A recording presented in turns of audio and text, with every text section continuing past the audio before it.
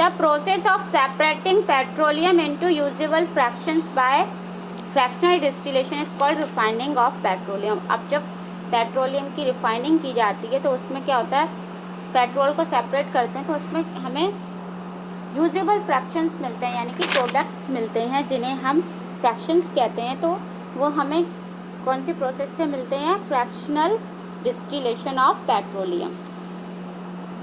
It is also called fractional distillation of petroleum. It is carried out in a petroleum refinery. और ये कहाँ होता है? Petroleum refinery में. तो petroleum is refined in a tall steel fractioning tower fitted with hold slab. अब जो petroleum refined होता है तो स्टील का एक बहुत बड़ा टॉल ऊंचा टावर होता है, fractionating tower, fitted with hold. और इसमें देखो फिटेड विथ होल्ड, ये होल्ड होते हैं, एंड स्लैब. अब crude oil is heated to about. अब इसमें जो क्रूड ऑयल हमारा जो हमें मिला था उसको हम हीट करते हैं 400 डिग्री सेंटीग्रेड पर फर्नेस में, इन ए फर्नेस. तो यहाँ पे क्या होता है, जो फर्नेस है उसमें ये 400 डिग्री पर सेल्सियस पर इसको हीट किया जाता है. And the vapour is fed into the tower. फिर जो वेपर होती है वो किस में पहुँची? टावर में. तो as the vapour moves up the high boiling components get condensed and return to the lower part of the tower. अब जैसे ही vapour moves up the high boiling point पे पहुंची, फिर वहाँ से क्या हुआ? कंडेंस हुई, तो वो नीचे टावर के नीचे वाले लोअर पार्ट पर आ गई. The low boiling components move the upward and condense in the upper part of the column. अब जो क्या हुआ, लो बॉइलिंग कंपोनेंट्स से जो कि कम ताप पर जो बॉयल थे, तो कंपोनेंट्स वो क्या हुआ, अपवर्ड ऊपर की तरफ गए और कंडेंस होके in the upper part of the column में वो वहीं रह गए. अब the uncondensed fraction goes out as goes through an outlet at the top. अब जो अनकंडेंस था, जो कंडेंस नहीं हुआ फ्रैक्शन, वो gas out as gas through, वो गैस के थ्रू कहाँ गया? आउटलेट एट द टॉप, वो टॉप के आउटलेट में गया, वहाँ से बाहर निकला. तो the gas which goes out of the column is known as petroleum gas. अब जो आप डायग्राम में देख सकते हो कि ऊपर दिया है गैस 20 डिग्री सेल्सियस. तो ये क्या है? इसका आउटलेट है.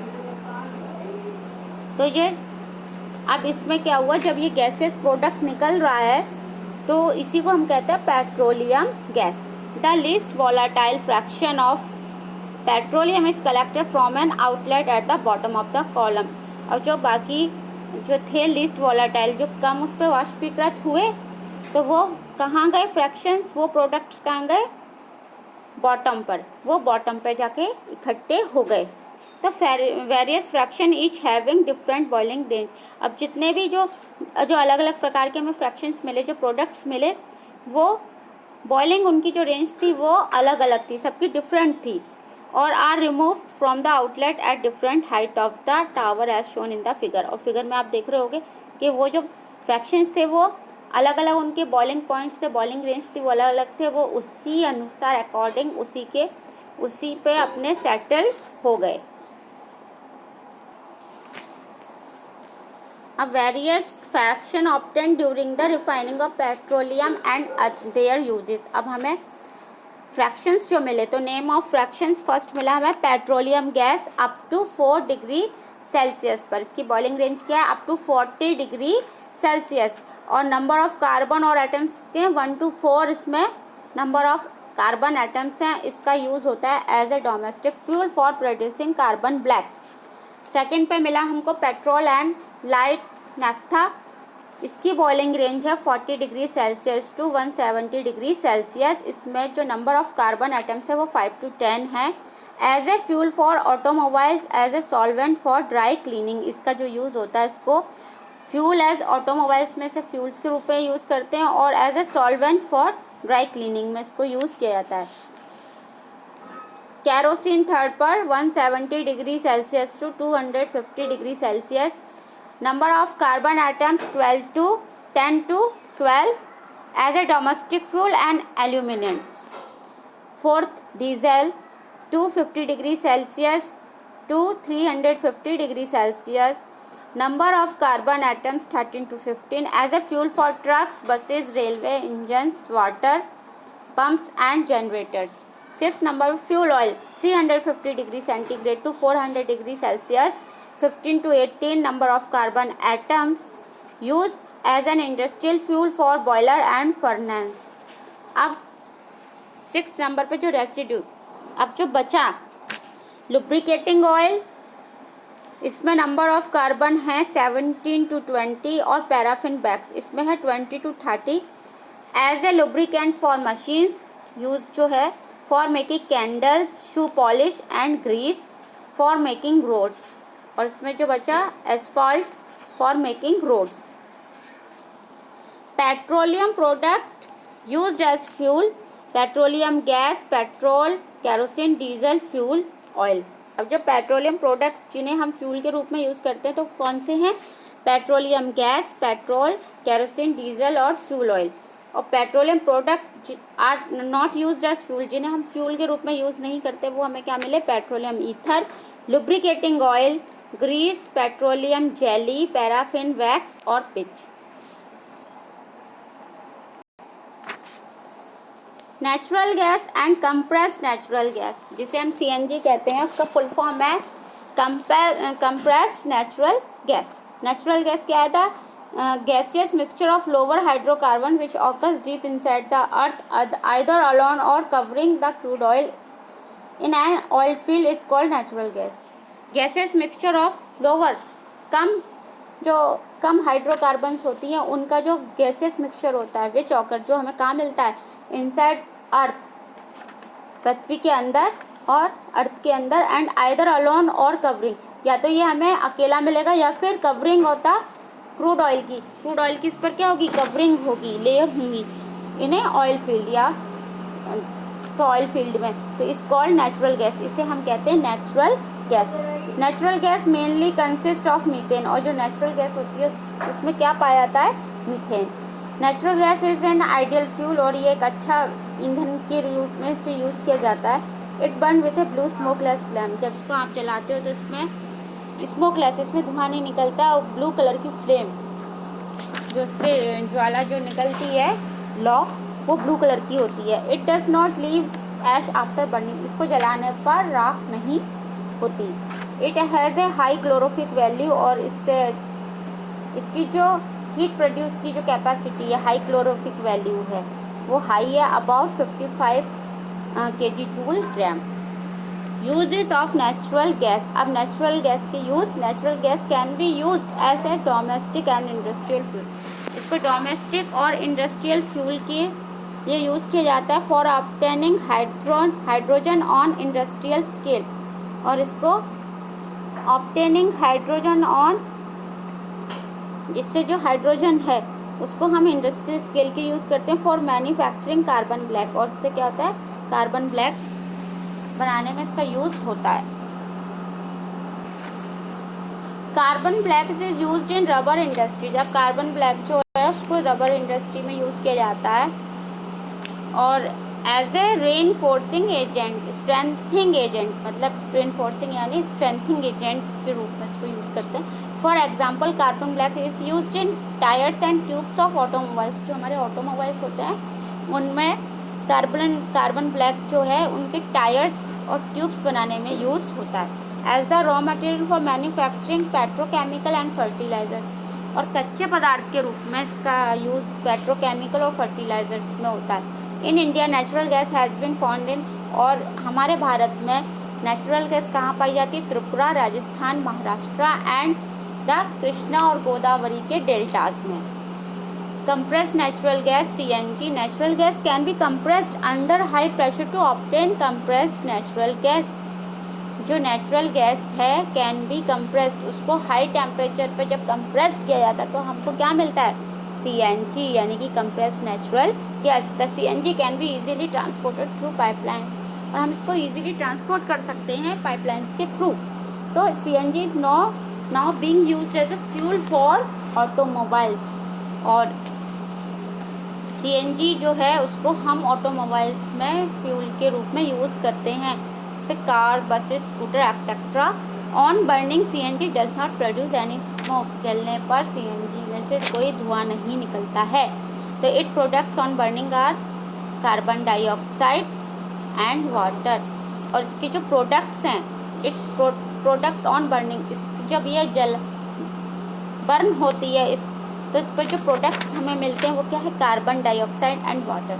It leaves no ash on burning, जलने पर इसमें से कोई धुआं वो मतलब राख नहीं होती है। तो therefore CNG is a clean environment as a clean gas, और इसलिए हम इसको कह सकते हैं कि CNG जो है एक साफ सुथरी गैस है। Consequence of excessive mining and use of coal and petroleum. अब excessive mine and use of coal and petroleum, अगर use coal and petroleum both are exhaustible source of energy. हमको पता है कि कोल और पेट्रोलियम जो हैं दोनों ही एग्जॉस्टिबल सोर्स ऑफ एनर्जी हैं। So the excessive mining and use of coal and petroleum would lead to be the following. अगर हम इनका अधिकता से ज़्यादा उपयोग करेंगे कोल और पेट्रोलियम का तो क्या होता है, देखें, both the important source of energy will get exhausted in near future. This will cause energy crisis। अगर हम इसका अधिकता से ज़्यादा इन दोनों का यूज़ करेंगे तो आने वाले भविष्य में ये खतरा हैं, ख़त्म हो जाएंगे। तो coal is mined from underground coal deposit, कोयले की जो खान होती हैं उसमें ये कोल डिपॉजिट होता है अंदर खानों में।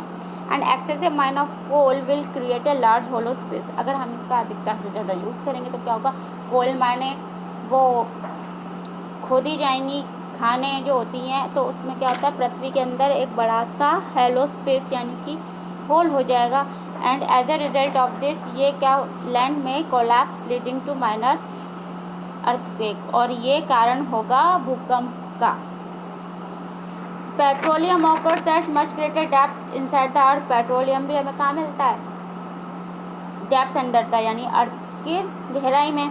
तो it is pumped with the help of powerful pumps, और इसको भी किससे निकाला जाता है, पावरफुल पंप जो होती हैं उसके थ्रू उसको निकाला जाता है। The mining of petroleum will create hollow space deep inside the अर्थ। अगर हम पेट्रोलियम की भी हद से ज़्यादा मायने जब खोदेंगे तो क्या होगा, पृथ्वी में वो हेलो स्पेस हो जाएगी, काफ़ी स्पेस हो जाएगी अंदर, और ये भी मेजर या माइनर अर्थक्वेक का रीज़न होगा।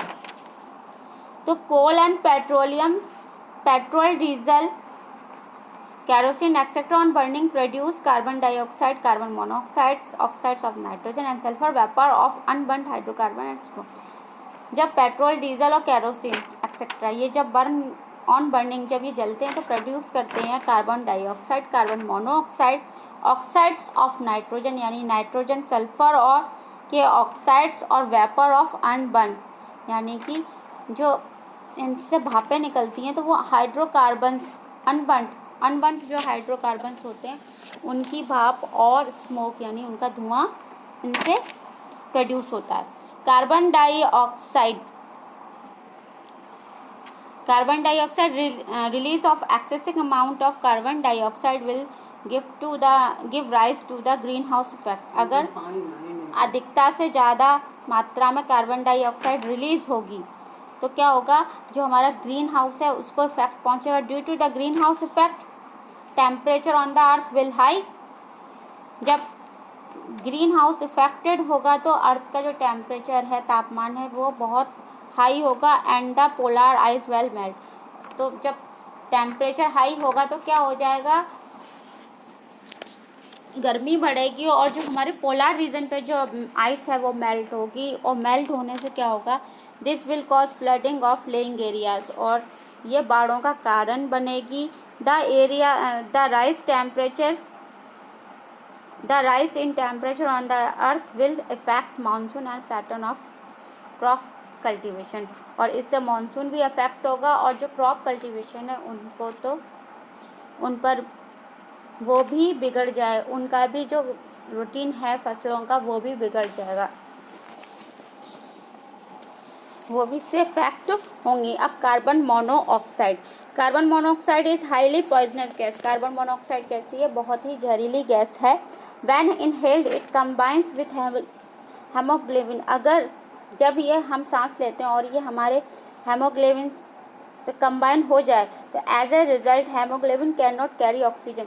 अगर ये हमारे हेमोग्लोबिन में कंबाइन हो गई, मिश्रित हो गई, तो क्या होगा? हेमोग्लोबिन ऑक्सीजन को कैरी नहीं कर पाएगा, और ऑक्सीजन को कैरी नहीं कर पाएगा तो हमारी बॉडी टिश्यू तक ऑक्सीजन नहीं पहुंचेगी, और इससे क्या होगा? हमारे शरीर में ऑक्सीजन की कमी होगी और हमारा दम घुटने लगेगा, जिससे हमारी डेथ भी हो सकती है।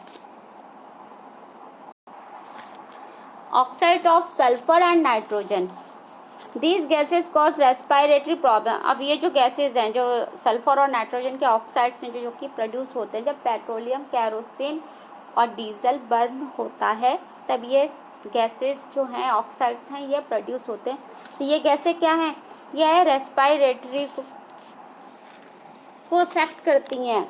And acid rain cause corrosion of lime, marble and metallic structure. Some natural resources are limited, coal and petroleum fossil fuel.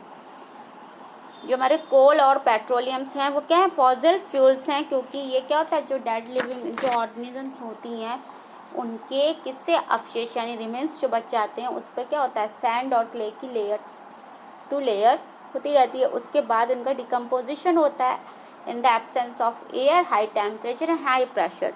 तो इसलिए ये हमारे क्या है? फॉसिल फ्यूल्स हैं। तो these are formed in nature by very slow process inside the earth. और ये बनते भी हैं क्या है? प्रकृति में बहुत धीमे इसकी प्रक्रिया होती है पृथ्वी के अंदर।